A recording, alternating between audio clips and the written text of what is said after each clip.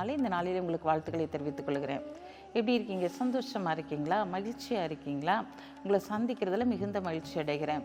பிறந்த நாளை திருமண நாளை கொண்டாடுகிற பிள்ளைகளை இயேசுவின் நாமத்தில் நான் ஆசீர்வதிக்கிறேன்.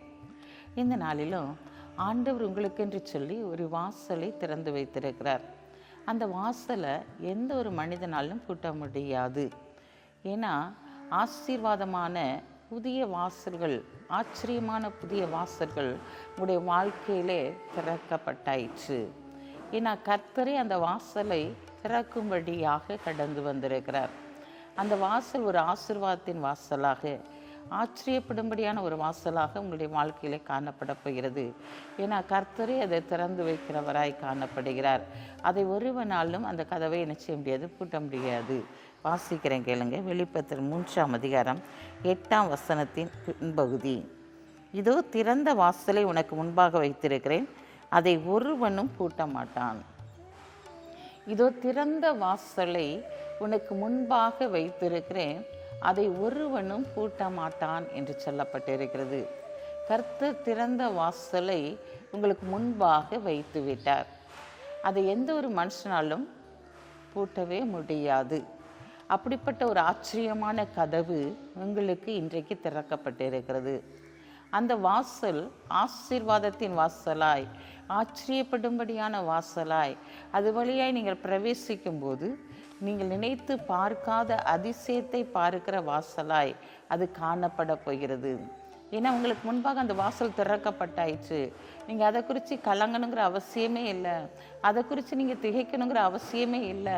ஏன்னா கர்த்தருடைய கரம் உங்கள் மேலே இருக்கிறபடியினால, கர்த்தருடைய பார்வை உங்கள் மேல் இருக்கிறபடியினால திறந்த வாசலை உங்களுக்கு முன்பாக அவர் வைத்து விட்டார்.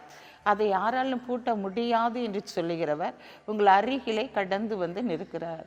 என் அன்பு மகளே, என் அன்பு மகனே, இதோ உனக்கு திறந்த வாசலை உனக்கு முன்பாக நான் திறந்து வைத்து விட்டேன். அதை எந்த மனுஷனாலும் பூட்ட முடியாது. இவ்வளவு நாளும் நீ வேதனைப்பட்டதற்கு பதிலாக, நீ துக்கப்பட்டதற்கு பதிலாக, இந்த நாட்டில் பலவீனப்பட்டதற்கு பதிலாக இந்த வாசல் வழியாய் பிரவேசிக்கும்படியாக நானே உனக்கு முன்பாய் கடந்து வந்து திறந்து வைத்திருக்கிறேன். ஏன் கவலைப்படுகிறாய்? உன் பட்ட பாடுகளுக்கு ஒரு முடிவு உண்டாயிற்று. நீ பட்ட வேதனைகளுக்கு ஒரு முடிவு உண்டாயிற்று. நான் உன்னோடு கூட இருக்கிறபடியினாலே இந்த வாசல் வழியாய் நீ பிரவேசிக்கும் போது மிகுந்த ஆசீர்வாதத்தையும் ஆச்சரியத்தையும் நீ பார்க்க போகிறாய். நீ எதை குறித்தும் கலங்காதே.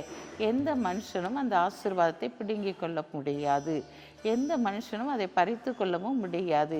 ஏன்னா நான் திறந்த வாசலை எந்த மனுஷனாலும் பூட்டவும் முடியாது என்று சொல்லுகிறவர் உன் அருகிலே கடந்து வந்திருக்கிறார். கலங்காத. பெரிய காரியங்களை நீங்கள் பார்க்க போகிறீங்க. கண்களை மூடி ஜெபிப்போம்.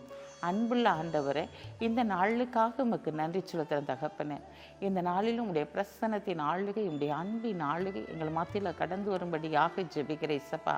இந்த நாளிலே உடைய பிள்ளைகளுடைய வாழ்க்கையிலே ஆண்டவரே, நீ ஒரு திறந்த வாசலை அவர்களுக்கு முன்பாக வைத்து விட்டீர் ஐயா. அதன் வழியாய் பிரவேசிக்கும் போது அவர்கள் ஆசீர்வாதத்தின் மேல் ஆசீர்வாதத்தையும் சுகத்தின் மேல் சுகத்தையும் பெற்றுக்கொண்டு ஆண்டவரே அநேகருக்கு சாட்சியாய் உடைய பிள்ளைகளை நீர் எடுத்து நிறுத்தப்படுற தயவுக்காக உமக்கு நன்றி செலுத்துகிற ஆண்டவரே. இந்த நாளிலும் தகப்பனே உம்மை துதிக்கிற சோதரிக்கிறோமப்பா. பிறந்த நாளை திருமண நாளை கொண்டாடுகிற பிள்ளைகளை இயேசுவின் நாமத்தினால் ஆசீர்வதித்து ஜெபிக்கிறேன் இயேசப்பா. அப்பா, இந்த நாளில் நீ எடுத்த காரியத்தில் வெற்றி பெறுவாய் என்று சொன்ன வார்த்தையின்படி உடைய பிள்ளைகள் எடுத்த காரியங்களில் வெற்றி பெற உதவி செய்யுங்க. இயேசுவின் நாமத்தில் ஜெபிக்கிற நல்ல பிதாவே, ஆமீன்.